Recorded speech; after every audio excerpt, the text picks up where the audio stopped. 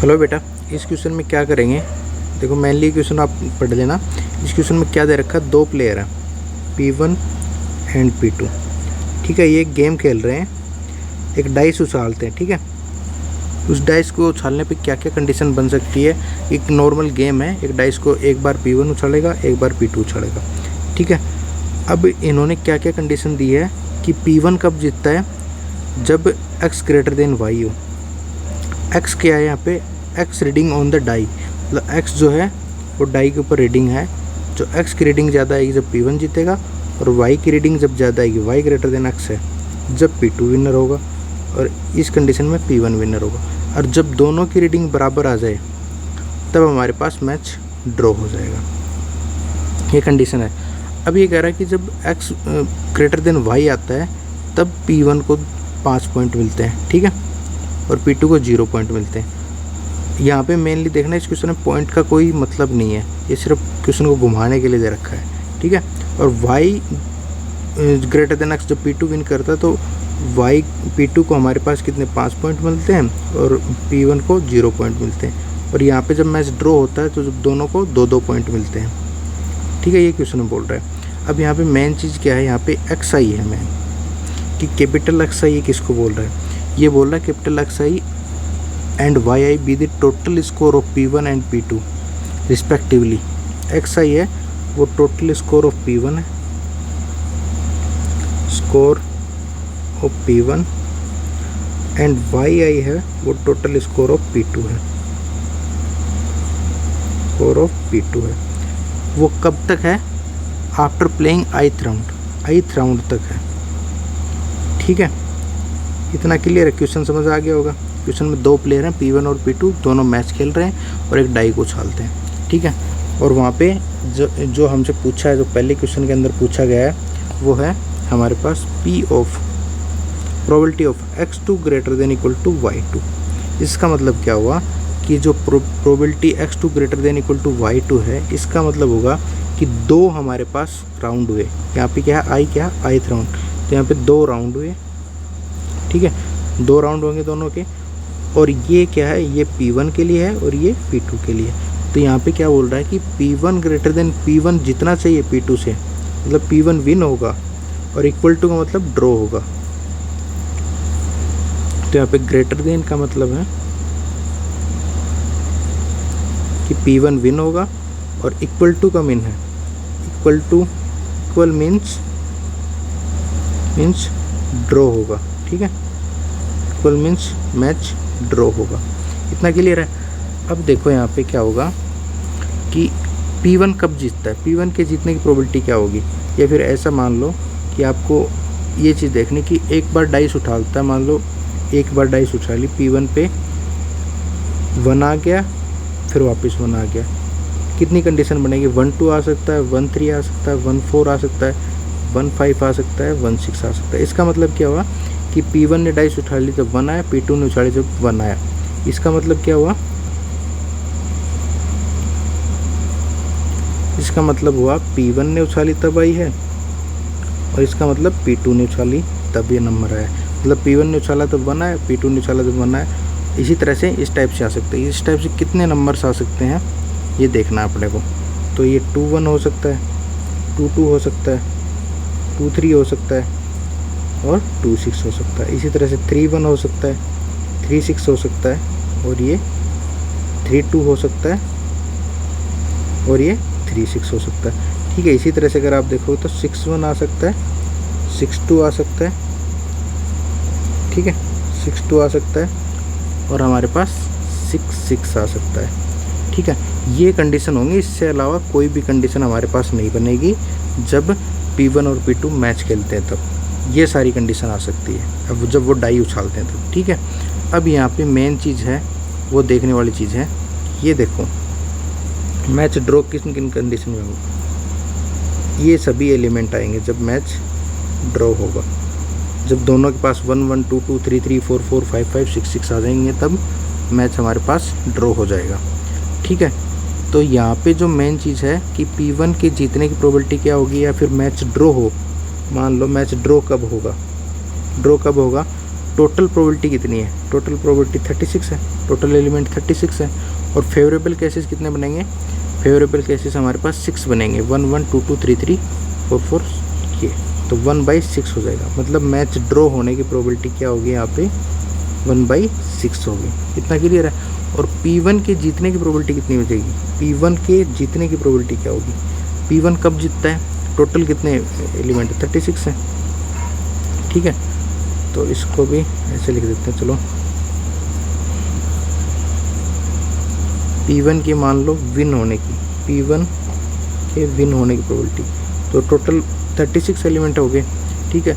इनमें से P1 कब जीतता है, जब हमारे पास ये ज़्यादा हो, ये P1 के एलिमेंट है, ये 2 1 3 1 3 2 x से, ये जो x को डिनोट कर रहा है, मान लो ये P1 जीत रहा है, तो यहाँ पे जीत रहा है। इन सभी 15 एलिमेंट होंगे, ये यहाँ पे कितने एलिमेंट है, 15 एलिमेंट है इस डायगोनल के साइड में, तो ये 15/36 होगा, ठीक है। इसको और सिंप्लीफाई करोगे आप तो ये कितना बन जाएगा, 5/12, 5/12 हो जाएगा। तो ड्रॉ होने की प्रोबेबिलिटी 1/6 है, ठीक है, ड्रॉ होने की प्रोबेबिलिटी है 1/6। और P1 के विन होने की प्रोबेबिलिटी हमारे पास, P2 के जीतने की प्रोबेबिलिटी है 5/12, ठीक है। इतना क्लियर है।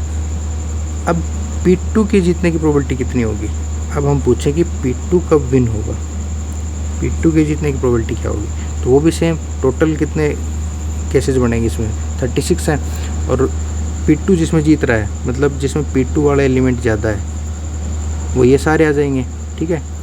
2 3 2 4 2 6, इसी तरह से 3 4 3 5 3 6, तो ये हमारे पास ये एलिमेंट होंगे, ये भी 15 एलिमेंट होंगे, ठीक है। तो ये भी 5/12 हो जाएगा। तो P2 कब विन होगा, इसकी प्रोबेबिलिटी हमारे पास 5/12 होगी। इतना क्लियर है। P1 कब जीतेगा उसकी प्रोबेबिलिटी आ गई, मैच ड्रॉ कब होगा उसकी प्रोबेबिलिटी आ गई, और P2 के जीतने की प्रोबेबिलिटी आ गई, ठीक है। अब पहले पार्ट में हमसे क्या पूछा है, इसमें पूछा है कि x2 greater than y2, probability of x2 greater than y2। इसका मतलब था probability of x2 greater than equal to y2 है। इसका मतलब क्या हो गया कि जो हमारे पास 2 राउंड होंगे, ठीक है, 2 राउंड होंगे, और उसमें P1 जीतेगा, ठीक है, या फिर इक्वल टू का मतलब ड्रॉ होगा, या फिर ड्रॉ हो सकता है, ये केसेस बनेंगे। अब कब कब ये केसेस बनेंगे, जब P1 जीत जाए, ठीक है, इसको ध्यान से देखना, ये केसेस बहुत इंपॉर्टेंट है। जब P1 जीत जाए और मैच ड्रॉ हो जाए, तब भी देखो P1 ही जीतेगा हमारे पास। इस केस में क्या, P1 विन हो रहा है और मैच ड्रॉ हो रहा है, ठीक है। 2 ही राउंड होंगे, पहले राउंड में P1 विन हो गया, दूसरे राउंड में मैच ड्रॉ हो गया, ठीक है। अब क्या कंडीशन हो सकती है कि P1 पहली बार में भी जीत जाए और दूसरी बार में P1 जीत जाए, तब भी यही होगा, P1 विन होगा, ठीक है। P1 विन होने की सारी कंडीशन देख लेते हैं। या तो पहली बार में मैच ड्रॉ हो जाए, फिर P1 विन हो जाए, ठीक है। P1 विन होने की और क्या कंडीशन हो सकती है, ये 3 ही होंगे आई थिंक। और कोई कंडीशन देख लीजिए कि P1 विन, मैच पहली बार में P1 विन हो गया, फिर ड्रॉ हो गया, दोनों बार में P1 विन हो गया, ठीक है। अब मैच ड्रॉ कब होगा, पहली बार भी ड्रॉ हो जाए, दूसरी बार भी ड्रॉ हो जाए, ठीक है। पहली बार P1 जीत जाए, दूसरी बार P2 जीत जाए, तो भी मैच ड्रॉ होगा। और कब हो सकता है, पहली बार P2 जीत जाए, फिर P1 जीत जाए, तो मैच ड्रॉ होगा। ये सारी कंडीशन हमारे पास पहले पार्ट के अंदर बनेंगी। इसके अलावा आई थिंक नहीं जी बनेगी, ये 6 कंडीशन बनेंगी। अब इसकी प्रोबेबिलिटी, जब P1 जीतता है तो प्रोबेबिलिटी क्या होगी, 5/12, और मैच ड्रॉ होगा तो 1/6, ठीक है। दोनों बार P1 जीतता है तो 5/12 इंटू 5/12, ठीक है। अब क्या होगा, मैच ड्रॉ हो रहा है तो 1/6, और P1 जब जीत रहा है तो 5/12, ठीक है, प्लस मैच ड्रॉ हो रहा है तो 1/6 इंटू 1/6, और P1 और P2 तो 5/12 इंटू 5/12, ठीक है। और ये भी हो जाएगा लास्ट में 5/12 इंटू 5/12, करेक्ट। इसको सिंप्लीफाई करना है अपने को। तो ये कितना हो जाएगा 5/12 इंटू 1/6 कितनी बार है 5/12 इंटू 1/6,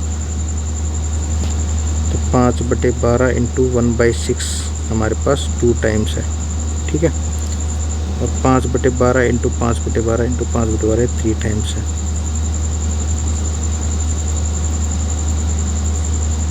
ठीक है, 3 2 5 और एक बार 1/36 हो गया। इसको सिंप्लीफाई करते हैं तो ये 5/36 हो जाएगा, ठीक है। ये 1/36 हो जाएगा ये वाला, ठीक है। और ये हो जाएगा 3 चौक 12 4 और ये 25/48 हो जाएगा। तो इसको सिंप्लीफाई करें 6/36/25/48, तो 1/6 प्लस 25/48 हो गया, ठीक है। तो यहाँ से आगे देखोगे तो 48 एलसीएम हो गया, तो 7 प्लस 25 तो 33/48 ये हमारे पास प्रोबेबिलिटी हो जाएगी। तो अगर हम आंसर चेक करें यहाँ पे तो आंसर क्या आ रहा है, यहाँ पे मैच नहीं कर रहा, तो इसको और सिंप्लीफाई करते हैं। आई थिंक सिंप्लीफाई करने के बाद आएगा 33 हो रहा है ना, तो 11 बटे कितना हो जाएगा 11/16 11/16 आ रहा है किसी में, क्यों आ जाएगा, ठीक है। पहले का क्यों आ जाएगा, क्लियर। पहले का आंसर हमारे पास कितना आ जाएगा, क्यों आ जाएगा। इसी तरह से सेकंड ऑप्शन आपको चेक करना है। बस मेन आपको जो मेन कंसेप्ट वो यही था। सेकंड कंसेप्ट में भी सेकंड ऑप्शन में क्या है, Px2 ग्रेटर देन y2 है, ठीक है। तो इसमें इक्वलिटी वाले हट जाएंगे। तो इन्हीं केसेस के अंदर आप देखोगे तो जिसमें मैच ड्रॉ हो रहा है वो हट जाएगा और जिसमें P1 विन हो रहा है वो आएगा। तो P1 विन इसमें हो रहा है, इसमें विन हो रहा है P1 और इसमें विन हो रहा है। 3 ही केसेस आएंगे इसमें, ठीक है, जिसमें P1 विन हो रहा है। बाकी ड्रॉ वाले केसेस हट जाएंगे।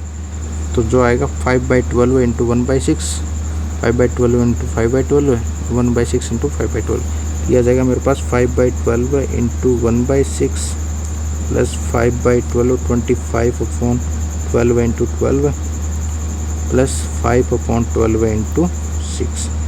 तो ये 2 से मल्टीप्लाई हो जाएगा, 2 इंटू 5/12 इंटू 6 और ये हो जाएगा 25/12 इंटू 12, ठीक है। तो अगर हम इसका एलसीएम लें 12 इंटू 12 इसका एलसीएम आ जाएगा, तो बनेगा हमारे पास 20 प्लस 25 45/12 इंटू 12, ये 15, ये 4, ये 5, ये 4, 5/16 आ रहा है। आई थिंक ये हमारे पास क्या हो जाएगा, आर ऑप्शन करेक्ट हो जाएगा, ठीक है। सेकंड में हमारे पास आर ऑप्शन आ जाएगा करेक्ट। इसी टाइप से हम थर्ड ऑप्शन चेक करेंगे, ठीक है। थर्ड ऑप्शन में क्या दे रखा है हमारे पास, थर्ड ऑप्शन में Px3 = y3। इसमें आपको ध्यान देना, इसमें 3 राउंड हो जाएंगे, प्रोबेबिलिटी ऑफ x3 = y3, ठीक है। तो इसमें क्या कर रहा है कि तीनों राउंड में ड्रॉ होना है, मतलब 3 राउंड होंगे, ठीक है। 3 राउंड होंगे, इन तीनों राउंड में हमारे पास जो मैच है वो ड्रॉ होना चाहिए। तो पहले राउंड में ड्रॉ हो गया, दूसरे राउंड में ड्रॉ हो गया और तीसरे राउंड में ड्रॉ हो गया। ये इस तरह से केसेस बनाने पड़ेंगे। P1 जीत गया, ठीक है, और P2 जीत गया, फिर ड्रॉ हो गया, ठीक है, ये भी ड्रॉ हो जाएगा। प्लस P2 जीत गया, P1 जीत गया, फिर ड्रॉ हो गया, ये भी आ जाएगा हमारे पास। और कौन सा केस बनेगा, और इसमें